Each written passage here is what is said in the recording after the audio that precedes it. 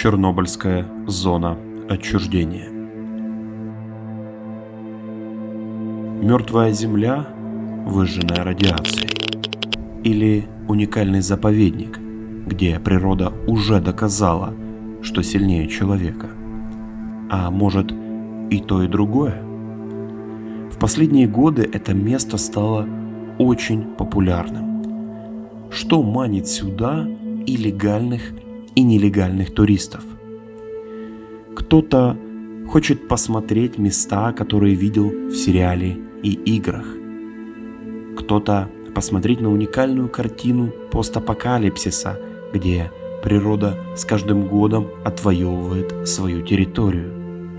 Кто-то ищет здесь тишину, покой и атмосферу из книги Стругацких, а кто-то пытается найти зону из Сталкера.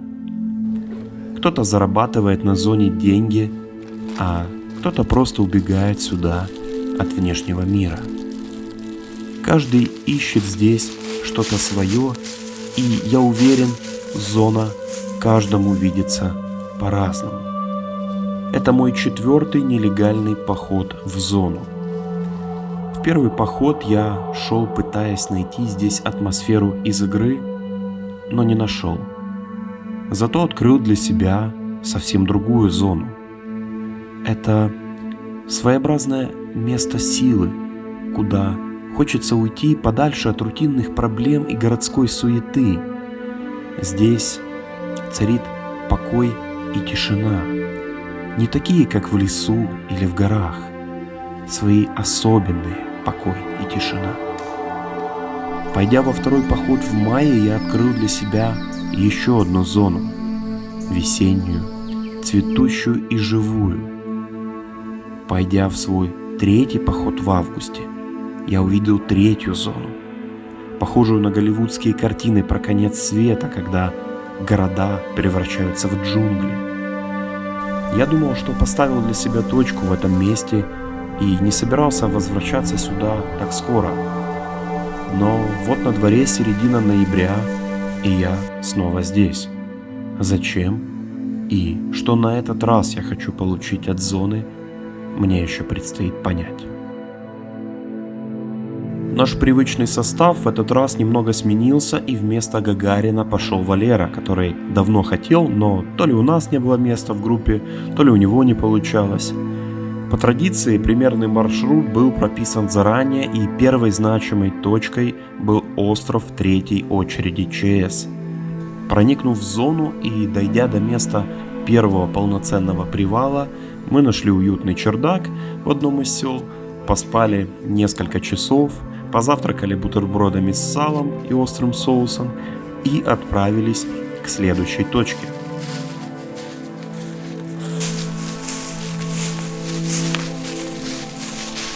В ноябре световой день довольно короткий, и мы хотели дойти до Волхова засветло, но в этот раз шлось довольно тяжело.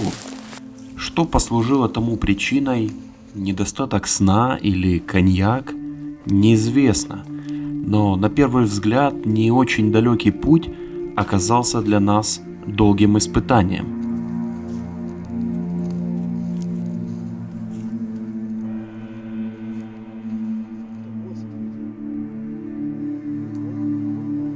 ЗРК Волхов в 4-й раз подряд стал для нас перевалочным пунктом, где можно заночевать, пополнить запас воды и отправиться дальше. В этом походе Валера взял тепловизор. Проходя мимо детского сада в селе Копачи, Валера нас одернул, говоря, мол, посмотрите, что там.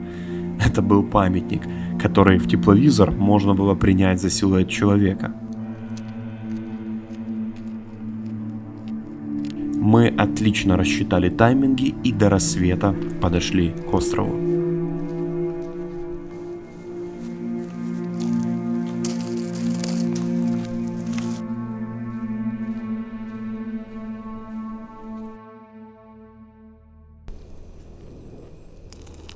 Сколько тебе надо быть? Почти полную. Меня зовут Анатолий, для подписчиков Толяныч, и добро пожаловать на канал «Шаг за обыденности» в Чернобыльскую зону отчуждения. Сейчас мы находимся на острове третьей очереди строительства ЧС. Это одно из крутейших мест не только для легальных экскурсий, но и для нелегальных. Я был здесь в первом походе и бобер тоже. Но в тот раз, во-первых, мне не все удалось снять, а во-вторых, хотелось бы исследовать это место немного получше, потому что вот для сталкера, для исследователя это, скажем так, это просто клондайк, а не место.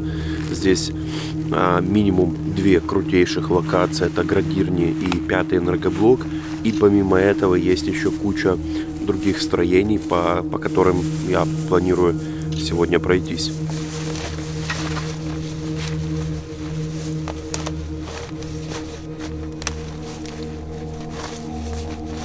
Идем тем же маршрутом, что и чуть больше года назад. Кто смотрел первый поход, сейчас узнают из здания экран, который я покажу.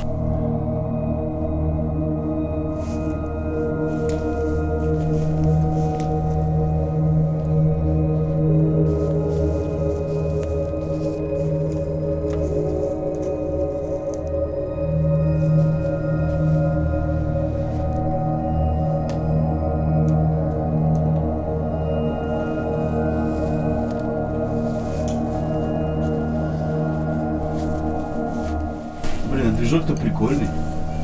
Детский.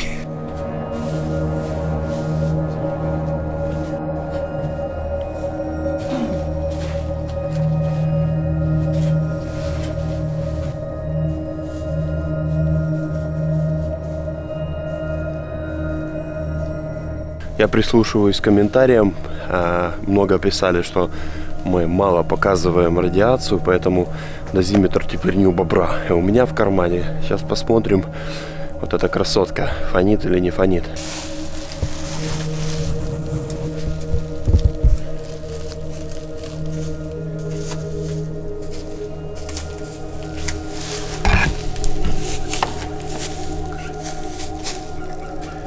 Превышение незначительное, чуть-чуть больше, чем в 2 раза. Норма до 0,30, у нас вот 0,80. В целом на третьей очереди фон везде немножко повыше, но вот там, где мы на стояночке сели, там вообще радиация была абсолютно в норме.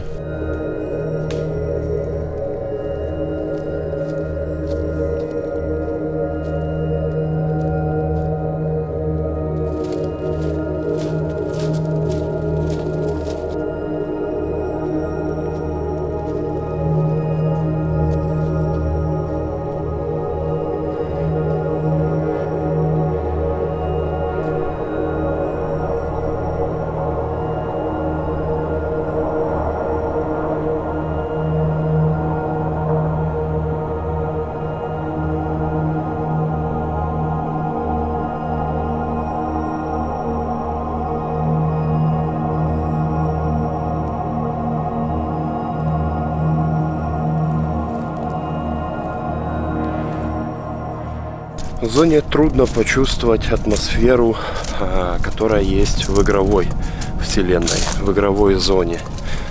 Многие смотрят нелегальные походы с Чернобыля, потому что им нравится игра. Это факт. Таких людей много, я не знаю какой процент, но их много. К чему это я все веду? Есть 1 месяц в году, а именно ноябрь.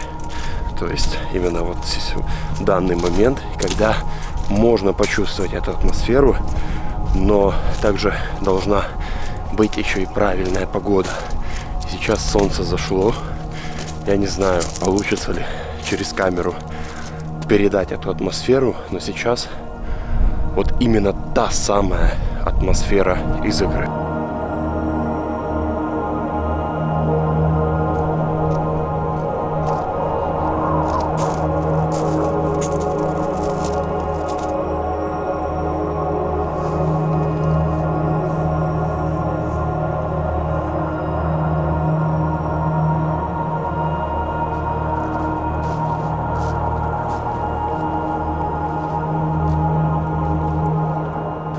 Когда я чуть больше года назад первый раз подходил к 5-му энергоблоку, издалека видел эту махину, у меня уже сердце начинало стучать быстрее.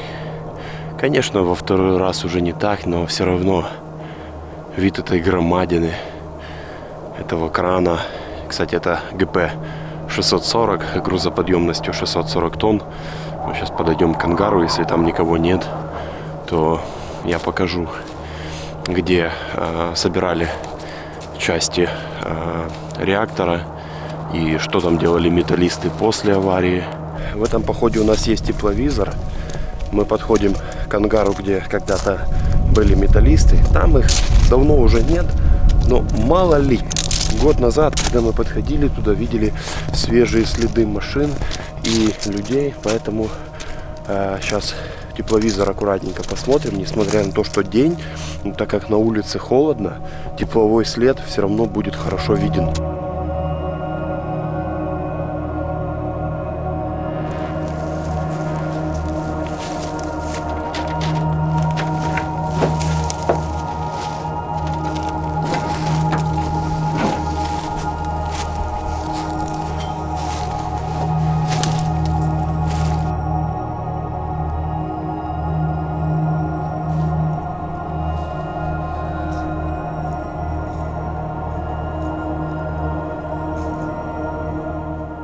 Предлагаю на минутку отвлечься и посмотреть на этого монструозного красавца поближе.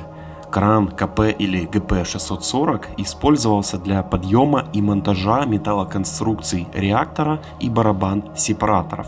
640 это его грузоподъемность в тоннах, конечно же. Вот на этом архивном фото внизу под краном находятся металлоконструкции схем реактора РБМК-1000 и барабаны-сепараторы. Вот вам еще парочка архивных фотографий со строительства ЧС. Что интересно, брат-близнец этого крана стоит или стоял до недавнего времени на Курской АЭС, рядом с точно таким же недостроенным 5-м энергоблоком, только в более высокой степени готовности. Мы хотели залезть на него, но я точно не помню, почему передумали. То ли холодно было, то ли ветер, не суть важно. Пока ангар металлистов пустует, можно его исследовать.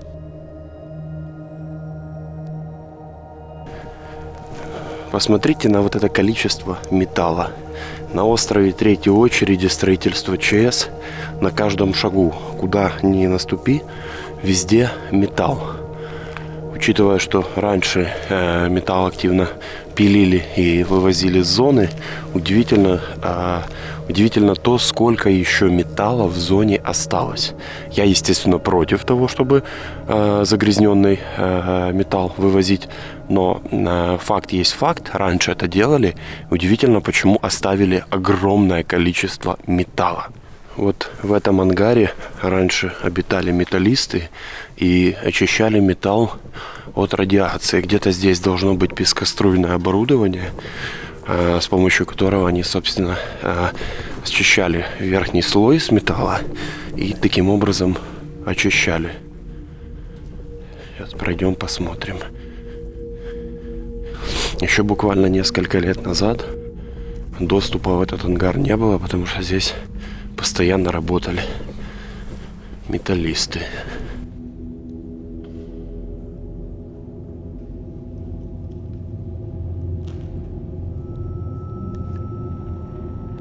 Канистра относительно свежая.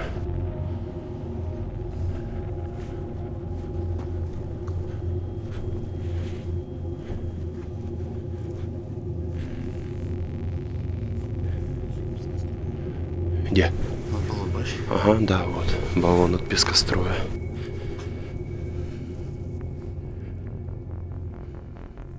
В таких вот больших брошенных ангарах ветер всегда создает какие-то звуки, которые постоянно высаживают. И непонятно, ветер, не ветер. У нас в Припяти один раз так было, что вроде бы звук, ветер там, то ли окна, то ли створки окон в Припяти шатал.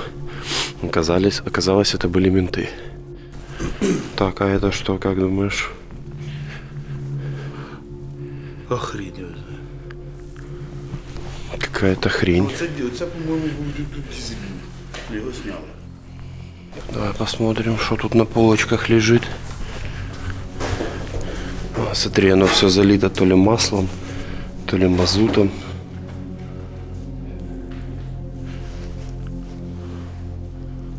О, даже цепь относительно новая.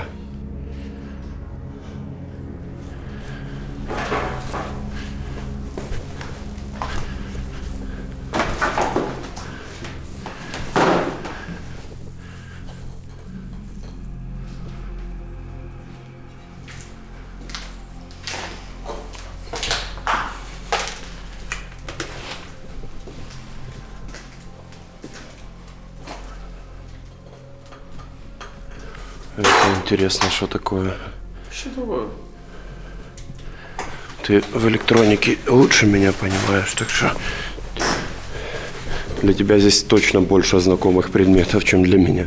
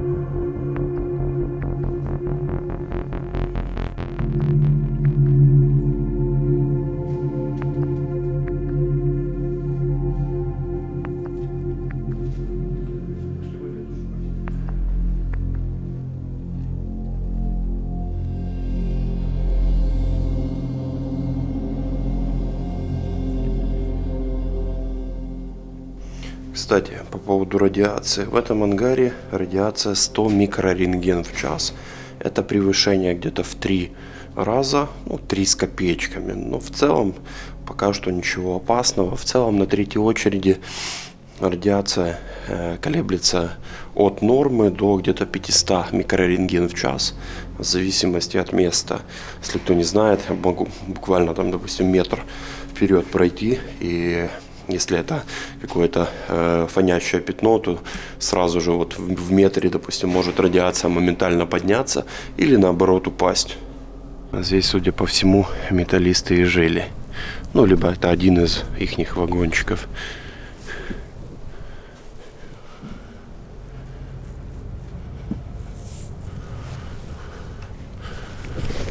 Дверь заварена.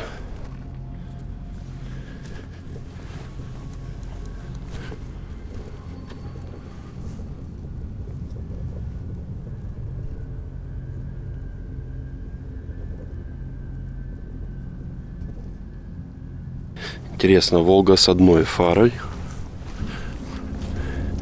и Волга с 2 фарами.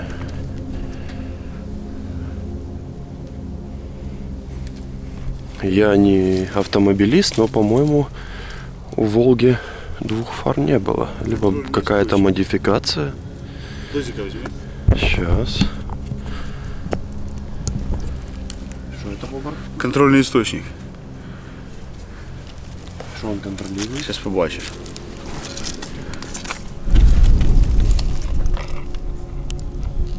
О, шторку відкрий. Открой, у меня одна рука. Ну-ка.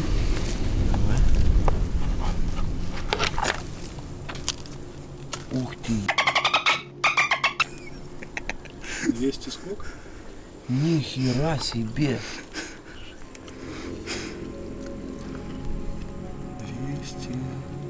284. Для тех, кто не в курсе, есть гамма, бета, альфа. Гамма самая безопасная, бета чуть хуже, альфа самая опасная, но у них разная степень проходимости через какие-то объекты. Вы заметили, пока мы крышку не открыли, по гамме радиация была практически в норме. Как только открыли, то сразу замерилась бета. То есть, если бы такие значения были по гамме, это было бы просто мега опасно. По бете, так как проходимость у нее не такая сильная, то и значения такие высокие имеют не такую большую опасность, как если бы это была гамма.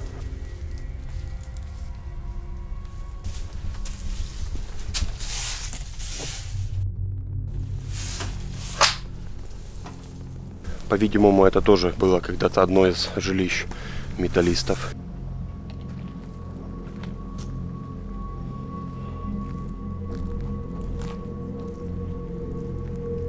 Многие наверняка знают, почему 5-й энергоблок обшит частично металлом, который поржавел за эти годы.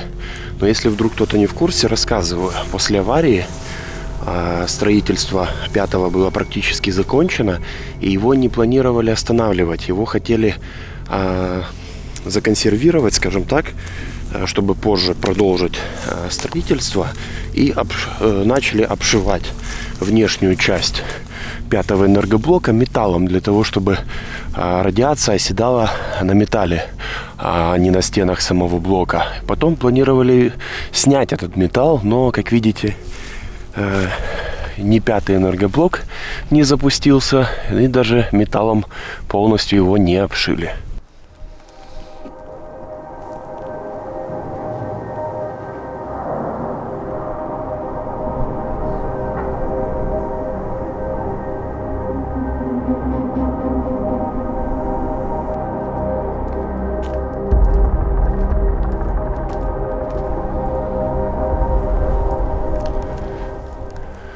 Вот это и есть 6-й энергоблок, точнее его фундамент. Здесь он должен был находиться, но его даже не успели начать строить.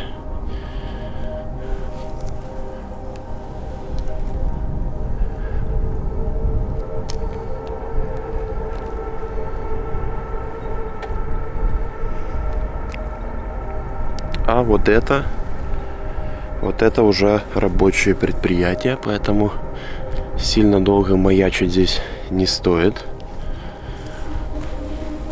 А вот эта машина по острову.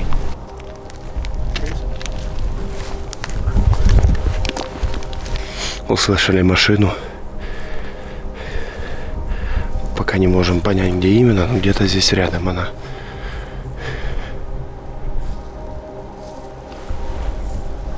Вот где-то там, возле 5-го. Только что возле ангара, вот, по которому мы ходили буквально 10 минут назад, услышали, как будто бы кто-то грузит в машину металл. Судя по тому, что звуки машины были похожи на грузовую, возможно, подъехали какой-то металл загрузить. То вовремя мы свалили оттуда. Возле 5-го радиация немножко повышена. 300 микрорентген в час при норме 30. Посмотрим, что будет внутри. Но внутри в любом случае будет меньше. О, заяц. Бляха-муха, не успел заснять. Жирный такой побежал. Блин. Глазами успел увидеть, камеру не успел повернуть. Остановился на том, что внутри в любом случае радиация будет меньше, потому что радиация этого, когда была авария, она снаружи в основном осела. А внутри, да, я уверен на 100%, и скоро вам покажу, что там будет даже ниже нормы. Заходим тем же путем.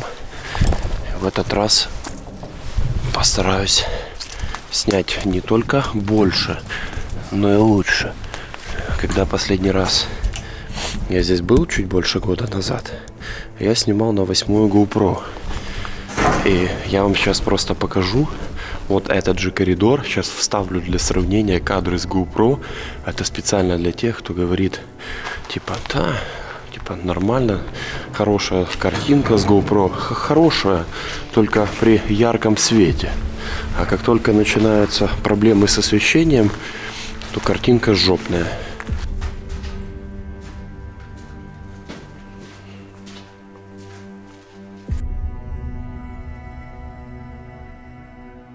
Вот гнилой металл, и лучше сюда не наступать, потому что ниже, сейчас покажу, что ниже.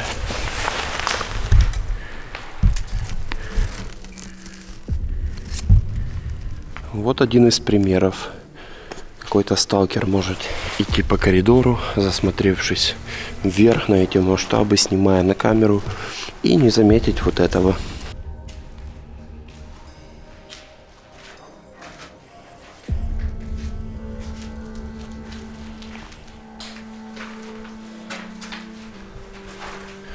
Подходим к тому самому окошку. Я сейчас постараюсь еще раз для сравнения вставить кадры с GoPro, чтобы люди, которые далеки от видеосъемки, понимали, на что влияет размер матрицы.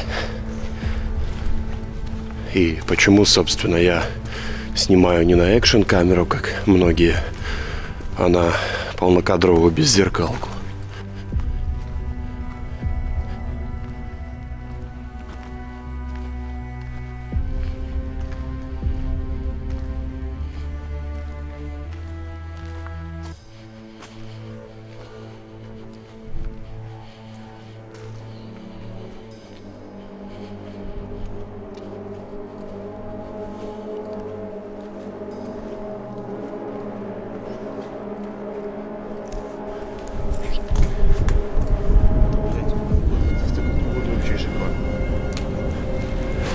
Погода чисто сталкерская. Все затянуло уже туманом, поднялся ветер. Главное, чтобы дождя не было.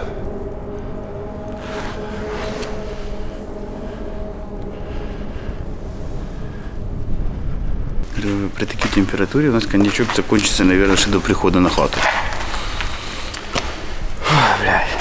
Была не была. У нас есть еще спирт. Вот, кстати, по поводу радиации. Внутри блока чуть-чуть повышено, но в принципе ничего критического нету.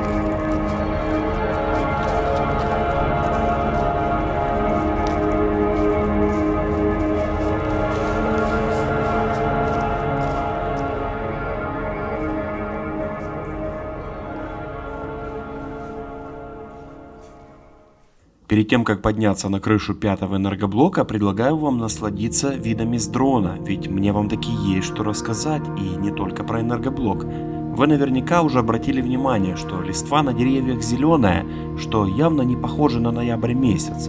Дело в том, что до этого похода я узнал, что в зоне стоит аэроскоп DJI, который сразу же фиксирует дроны этой фирмы. Таким образом, если вы в нелегалке запустите дрон DJI, то правоохранительные органы сразу же будут знать не только, где летает дрон, но и где находится пульт.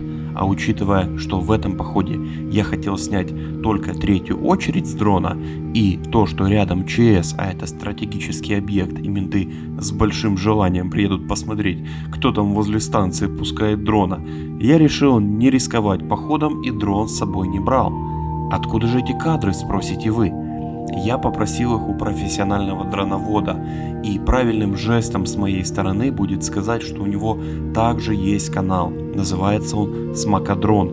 Если вы хотите научиться летать на дроне, рекомендую подписаться, а если вам нужна коммерческая съемка на дрон, обращайтесь к нему лично. Теперь хочу рассказать немного про сам 5-й энергоблок. Уверен, многие знают эту информацию, но также найдутся и те, кто не знают, и я считаю необходимым, пусть и коротко, но рассказать. Третья очередь строительства ЧС включала в себя 2 энергоблока. 5-й и 6-й. 6-й вы видели, он был только в стадии фундамента. 5-й был практически готов и должен был запуститься в октябре 1986 года. Планировалась и 4-я очередь строительства, где должны были быть 7-й и 8-й энергоблоки, но авария перечеркнула все эти планы. До 1987 года продолжали обсуждения, достраивать его или нет, и в итоге приняли решение прекратить строительство. Для сталкеров, на мой взгляд, 5-й энергоблок и в целом 3-я очередь строительства ЧС является одним из самых интересных мест. Вы можете попасть внутрь такой же атомной станции, на которой произошла авария, но недостроенной. Ощутить эти грандиозные масштабы бетонных конструкций. Лично я не понимаю, почему сюда доходят немногие. Всех манит Припять. Но на мой взгляд 5-й энергоблок приносит куда больше эмоций при первом посещении. Я помню в первом походе Бобер, уже опытный на тот момент сталкер с 20 походами и первый раз побывавший в 5-м сказал, что это в 100 раз круче Припяти.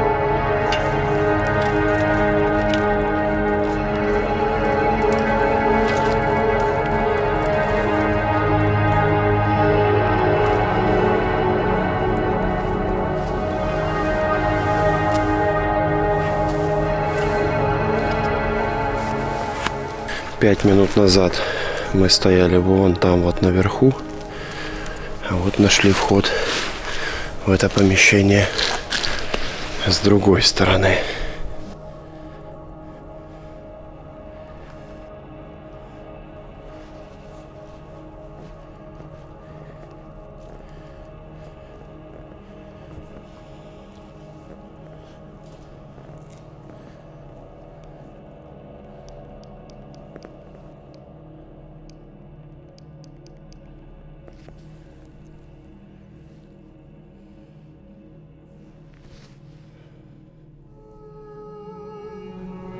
Одна из целей, не выполненная в первом походе, это подняться на крышу 5-го. Да, Бобер говорит, мы еще не поднялись, а я же не сказал, что мы поднялись. Я сказал, что одна из целей подняться. Вон она, цель близка, погнали. Там опасно, но подняться надо.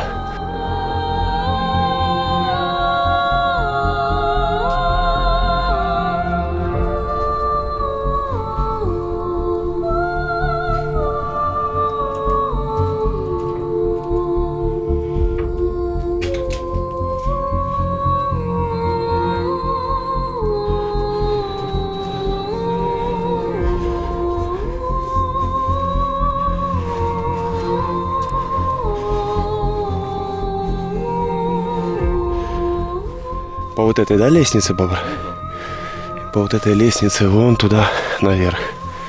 А вот это, я не знаю, как вам, а мне напоминает как раз, как будто бы взорванный реактор 4-го энергоблока во плоти.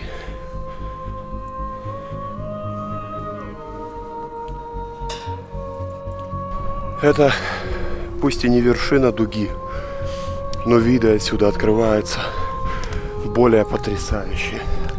И градирни, и ЧС. Сейчас все покажу. Итак, ребят, смотрите. Вот это рабочее предприятие. Вон КПП. Здесь то ли... Короче, здесь проводят дезактивацию каких-то предметов. Я смотрел на официальном сайте ЧС. Извините, сейчас точно не вспомню. Дальше. Металлобаза. Тоже рабочее предприятие. Видите, есть рабочая техника. Все. Вот. А остальные ангары, в принципе, заброшенные. Вот мы хотим зайти в парочку этих ангаров. Быть может, там будет что-то интересное. Вон цех, в котором мы были. Кран. И остатки пруда охладителя, который с каждым годом все больше высыхает и высыхает.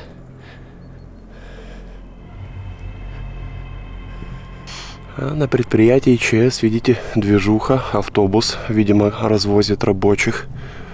Поехал. Собственно, сама ЧС.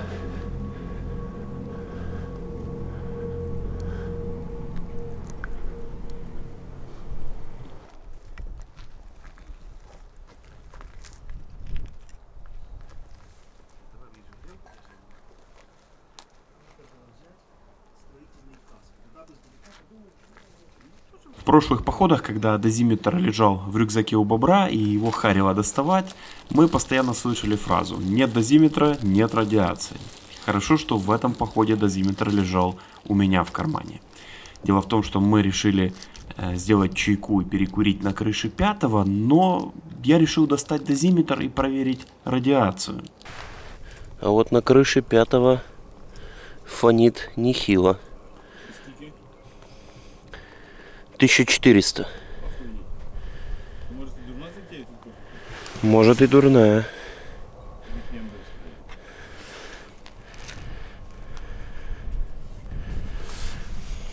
Да, надо отсюда быстренько сваливать.